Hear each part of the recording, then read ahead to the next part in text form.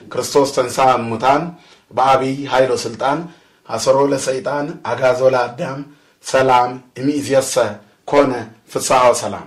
ክርስቶስ ከሙታን ተለይቶ ተነሳ በታላቅ ኃይልና በልዩ ግርማ። ሰይጣንን አሰረው፣ አዳምን ነፃ አወጣው። ከዚህ በኋላ እነሆ ሰላምና ደስታ ዝማሬና ሐሴት ሆነ። እንኳን ለብርሃነ ትንሣኤው በድጋሚ ያደረሳችሁ።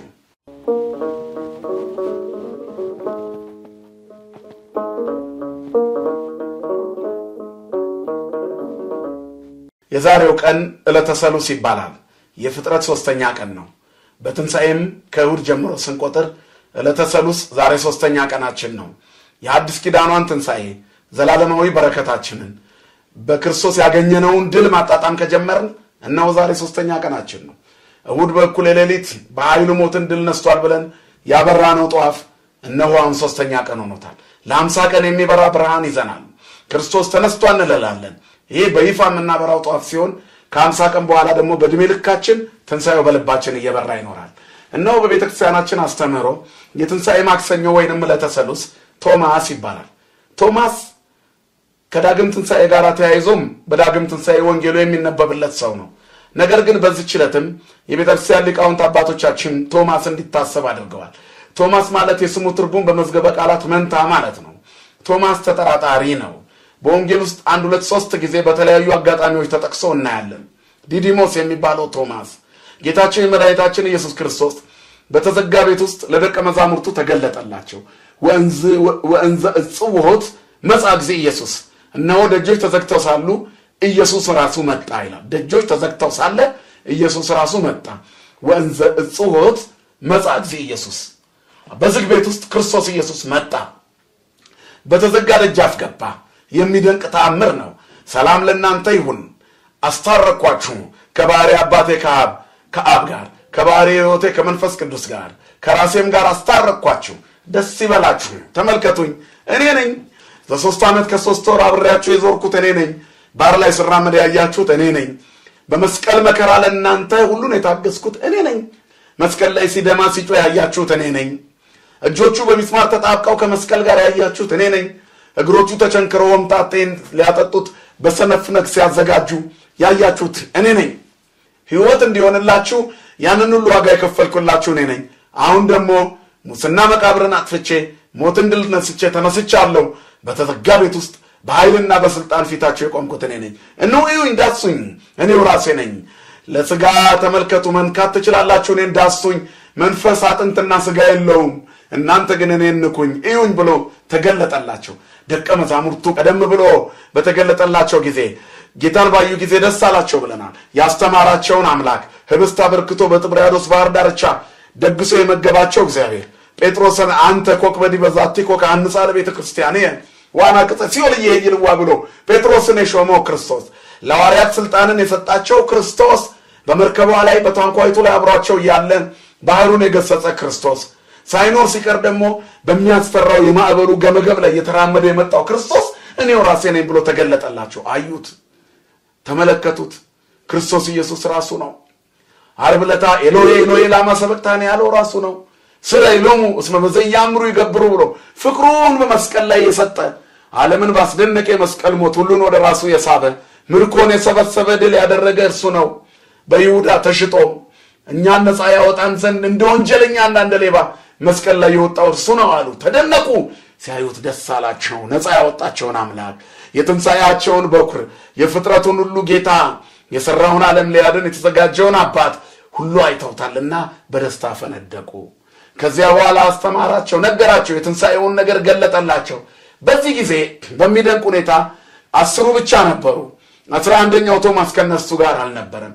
በተዘጋ ደጃፍ ውስጥ ገብቶ ሲናገር አልነበረም። ስለዚህ ቶማስ እስኪመጣ ጠበቁና ጌታን እኮ አየነው። በእውነት ቅዱሳት አንስት እንደነገሩን እኮ ጌታ ተነስቷል። በተዘጋ ደጃፍ ውስጥ መጣ፣ አየነው። በሩ እንደተዘጋ ኢየሱስ ራሱ መጣል። ክርስቶስ ደጆች ተዘግተው ሳሉ መጣ። የሕይወታችን ደጅ ሲዘጋ እግዚአብሔር ይመጣል። ከዓለም ያገኘነው ተስፋ ተሟጦ ደጁ ሲዘጋ እግዚአብሔር ይመጣል። አትድኑም ተብለን በአልጋ ቁራኛ በደዌ ዳኛ ተይዘን ሞት እየተጠባበቅን ባለበት ሰዓት ሕይወት ክርስቶስ ይመጣል። የሐኪሞች ሥራ፣ ምድራውያን ጠቢባን ሞክሮ አቅቷቸው ሲጨርሱ እግዚአብሔር ይመጣል። ሲመሽ ይመጣል እግዚአብሔር። ጭር ሲል ይመጣል እግዚአብሔር። ለታመኑበት ቅርብ ነው እግዚአብሔር።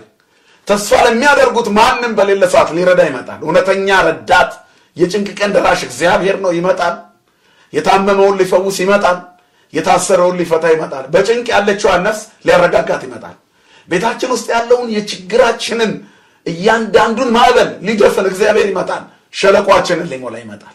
የሰቃይ ፋይላችንን ሊዘጋ እግዚአብሔር ይመጣል። በተዘጋ ደጅ ውስጥ ተገብቶ የተከዙትን ደቀ መዛሙርቱን ፊታቸውን አፈካ። የጨፈገገውን ፊት የሚያፈካ፣ የተብረከረከውን ጉልበት የሚያጸና፣ የደከመውን የሚያበረታ፣ ባዶውን ሙሉ የሚያደርግ እግዚአብሔር፣ የተቆረጠውን የሚቀጥል እግዚአብሔር።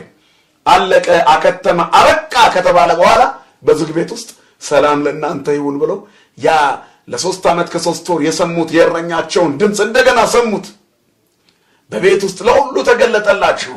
ሁሉም ደስ አላቸው። ከ10 ደቀ መዛሙርት ጋር ያልነበረ ቶማስ እስኪመጣ ጠበቁት። ደስታቸውን ጌታ ተነስቷል፣ ቶማስ አትተክዝ አሉት። ቶማስ ግን እነሱን በማመንና በመደሰት ፈንታ አላምንም አለ። እጆቹን ሰድጄ የተወጋ ጎኑን ካላየው፣ የተቸነከሩ እግሮቹንና እጆቹን ካላየው አላምንም አላየ ነው ሲሉት፣ የችንካሩ ምልክት በእጁ ካላየው፣ ጣቴንም ወደ ተቸነከረበት ካልጨመርኩ፣ እጄንም የተወጋ ጎኑ ውስጥ አስገብቼ ቁስሉን ካልነካካሁት አላውቀውም አለ። ከትንሣኤ በኋላ ያለው ቁስል አያምም። የደስታ ምልክት ነው። እኛን የወደደበት ነው። እኛን ያፈቀረበት ነው። ዘካርያስ 13 ላይ የችንካሩን ምልክት አይተው ይሄ ምንድነው ይሉታል። ቁጥር 6 ላይ በወዳጆቼ ቤት የቆሰልኩት ቁስል ነው ይላል። እስከ መስቀል ሞት በኃጢአታችን ምክንያት ከዳረግነው በኋላ ስለወደደን ይሄ በወዳጆቼ ቤት የቆሰልኩት ቁስል፣ ወዳጆቼ አለን በለስ ቀጥፈን የካድነውን እጆቹን በክህደት ጥርሳችን የነከስነውን የፍቅር አምላክ ወዳጆቼ አለን። በወዳጆቼ ቤት የቆሰልኩት ቁስል ነው። ይህንን አርማ ነው። አሁን ያ ቁስል አርማ ነው፣ የድህነታችን አርማ። ነፃ የወጣንበት ሳያቆስል እርሱ ግን ቆስሎ እኛን የማረከበት፣ ነፃ ያወጣበት፣ አጋንንት በእኛ ላይ እንዳይሰለጥኑ የመስቀልን ክብርና ኃይል ግርማ ያለበሰበት፣ ሞተን በስብሰን እንዳንቀር ሐሳባችን ምድራዊ ብቻ ሆኖ እንዳይቀር የሰማይን ተስፋ እንድንኖር ተነስቶ ትንሣኤን በልባችን ያወጀበት፣ ይህንን ሁሉ ፍቅር ያየንበት ነው። አምላካችን ክርስቶስ ስሙ የተመሰገነ ይሁን። የትንሣኤያችን በኩር ለሁላችንም ታላቅ ጸጋ፣ ልዩ ኃይል፣ ግርማና ሞገስ ያለበሰን፣ በእምነት ኃይል፣ በሃይማኖት ጸጋ፣ በማይተብ ክብር፣ በክርስትና ማይረግ እንድንቆም ያደረገን ክርስቶስ እሱ ነው። ተነስቷል ሲሉት ቶማስ ይሄ ሁሉ አልገለጠልህ አለው። ስለዚህ እጆችን ወደ ጎኑ ካላስገባው አላምንም አለ። እግዚአብሔር ለቶማስ በሳምንቱ መጣ። የወደቀችን ነፍስ፣ የተንገዳገደች ነፍስ እንዳትወድቅ ሊታደጋት እግዚአብሔር መጣ። ስለዚህ ወደ ቶማስ መጣና ተገለጠላቸው። ድጋሚ ሰላም ለእናንተ ይሁን አላቸው። ደስ አላቸው። ከዚያ ወደ ቶማስ ዞረና ለብቻ ቶማስ ና እንካ ይኸው እጆቼ ነው ያለው። አምጣ እጅህን ወደ ጎን አስገባና ጎኔን ተመልከት አለው። በትርጓሜያችን እንደሚነገረው ቶማስ እጆቹን አስገብቶ ነበረ። እጆቹ እንደ ጅማት ተኮማተሩ። ጌታዬ አምላኬ አለ። አንተ ስላየህ አመንክ፣ ሳያዩ የሚያምኑ ግን ብፁዓን ናቸው አለ። ወይ ትኩን ናፋቄ አላ እመን እንጂ ተጠራጣሪ አትሁን ብሎታል ጌታ። ስለዚህ ሳያዩ የሚያምኑ ብፁዓን ናቸው አለ። ጎኑን ካላየው ላለው ቶማስ አሁን የክርስቶስን ትንሣኤ አዳዲስ ምድራዊ ማስረጃ ለሚፈልጉ ሰዎች ቶማስ ትልቅ ማስተማሪያ ነው። የቶማስ እጅ ዛሬ በህንድ ሀገረ ስብከት በመንበረ ጵጵስና ኤጲስቆጶሳት ሲሾሙ የቶማስን እጅ ይሳለማሉ። ከቶማስ እጆች መካከል በሮም ሳንታ ክሮቻ አንድ የቶማስ ጣት አለች ተብላ እዚያ ተተክላኔ በዓይኔ አይቻታለሁ። በመስታወት ውስጥ በብረት አስቀምጠው የቶማስ እጆች መካከል አንደኛው ጣቱ እዚያ ትገኛለች። በሮም ሳንታ ክሮቻ በሚባለው ግማደ መስቀሉ ሽርፍራፊው ባለበት በዚያ ስፍራ ከመስቀሉ አጠገብ ጋር አብሮ ተቀምጧል። ይገርማል። ዓለም ማስረጃ ሰብስበዋል። እኛ እነዚህ ሳያስፈልጉን እናምናለን። ምክንያቱም ክርስቶስ የተቸነከረ እጆቹ እንደ ቶማስ የኛ እጅ እስኪኮማተር በማይጠበቅበት የእምነት ጸጋ በእኛ ቤት ክንዶቹ አለ። እጁን በእኛ ላይ ዘርግቶ ይጠብቀናል። እጆቼን እዩ ብለናል። ኢትዮጵያ እጆቿን ወደ እግዚአብሔር ትዘረጋለች፣ ከእግዚአብሔር እጅ በሚፈሰው ጸጋና በረከት ትኖራለች ነው እኮ የሚለው መጽሐፍ። መልካችንን ቀይረን ነብር ዝንጉርጉርነቱን ሳይቀይር ኢትዮጵያዊ መልኩን አይቀይርም እንደተባለ እኛ ግን መልካችንን ቀይረን ዓለምን የምንናፍቅ በኃጢአትና በርኩሰት በዘረኝነት በክፋት የምንሄድ ቶማሳውያን ተጠራጣሪዎች ሆነን እንጂ ክርስቶስም ለኛ ቅርብ ነበር። ለቶማስ ተገልጦ ልቡን እንዳራራለት እግዚአብሔር በታምራቱ ልቡን ያራራልን እንጂ እኛም ተጠራጣሪዎች ነን። ቶማስ ግን ወዲያውኑ ጌታዬ አምላኬ አለ። በዚያች ተቆማተረች እጆቹ እየዞረ በህንድ ሀገረ ስብከቱ ሰበከ። ቶማስ ባለብዙ ታሪክ ነው። በነገራችን ላይ የክርስቶስን ትንሣኤ በቀጥታ ሲገለጥ ማየት ባለመቻሉ ምክንያት በድጋሚ ክርስቶስ እንደታየው ሁሉ ሐዋርያትም እመቤታችን ተነስታ ማረጓን ከማየታቸው በፊት ያንን ሊክሰው እግዚአብሔር እናቱ እንድትገለጥለት አድርጓል። ከሀገረ ስብከቱ ህንድ ሲመለስ እመቤታችን ስታርግ ያያት ቶማስ ነው። ስለዚህ ቶማስ ተጠራጣሪ የነበረ ይሁን እንጂ ኋላ ግን እምነትን ጸንቶ የሚያጸና ዛሬ በብዙ ሂንዱይዝምና የተለያዩ አምልኮ ጣዖትና የተለያዩ ባዕዳን አምልኮ ባለባት በህንድ ላይ ከብረት የጠነከሩ ክርስቲያኖች እንዲፈሩ የቶማስ መንበር ህንድ ሆኗል። ቶማስ ታላቅ ሐዋርያ ሆነ። በኋላ እግዚአብሔር ሲያርምህ ትስተካከላለህ፣ እግዚአብሔር ሲያርምሽ ተስተካከል። እግዚአብሔርን አርመኝ በሉት። እኛ እንደተበላሸ ደብተር አድርገን ራሳችን እንቁጠር። እግዚአብሔር ሲይዘው በቀይ ምልክት አድርጎ አያበላሽንም። በጣም በሚገርም ሁኔታ ደብተሮቻችን ላይ ስህተት ሲኖር አስተማሪው በትልቁ እየመኖጫጨረ ደግመን እንዳንሳሳት ምልክት ያበዛበታል። እግዚአብሔር ሲፈውሰን ጠባሳ ምልክት አያደርግም።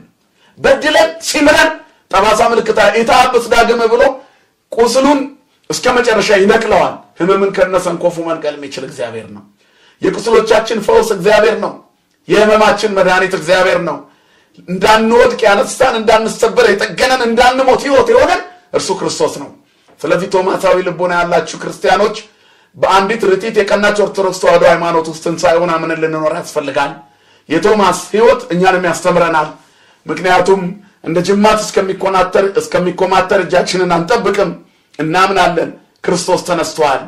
ለደቀ መዛሙርቱ ታይቷል። አሁን ደግሞ ለቶማስም ሲል እንደገና በዝግ ቤት ታይቷል። እኛም አይተነዋል። አባ ሕርያቆስ እንደተናገረ ከእርሱ ጋር በላን ጠጣን፣ እኛም አየነው ዳሰስነው ብሏል። ንስሐ ስንገባ ስጋው ደሙ ስንቀበል እናየዋለን፣ እንዳስሰዋለን። በምዕመናን ህብረት አንድ ላይ ስንዘምር የምስጋናው ማዕድ ላይ ስንሳተፍ ከእሱ ጋር እንበላለን እንጠጣለን። እርሱ ለዘላለም ከኛ ጋር ነው። ደቀ መዛሙርቱን ባርኳቸው ከፍ ሲል እስከ ዓለም ፍጻሜ ከእናንተ ጋር ነኝ ብሏልና በቤታችን በኑራችን በትዳራችን እግዚአብሔር አለ። እግዚአብሔር የታመሙትን የሚፈውስ፣ የተሰበሩትን የሚጠግን፣ የታሰሩትን የሚፈታ፣ ከሁሉ ጋር በህይወት ለዘላለም በጠብቆቱ የማይለይ እግዚአብሔር ትዳራችንን፣ ኑሯችንን፣ ህይወታችንን ይጠብቅልን። የታመሙ ቤተሰቦቻችንን ይማርልን፣ የታሰሩትን ያስፈታልን፣ የተከዙ የቆዘሙ አንገታቸውን የደፉትን እግዚአብሔር ቀና ያደርግልን። የትንሣኤው ብርሃን በጦርነት ውስጥ ያሉት ጦርነቱን ያስቆምላቸው፣ እየሞቱ ያሉ ሰዎችን ወደ ህይወት ይመልስልን።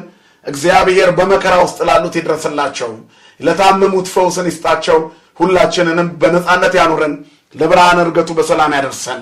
ክርስቶስ ተንሥአ እሙታን በአብይ ኃይል ወሥልጣን አሰሮ ለሰይጣን አጋዞ ለአዳም ሰላም እምይእዜሰ ኮነ ፍስሐ ወሰላም ወስብሐት ለእግዚአብሔር አሜን።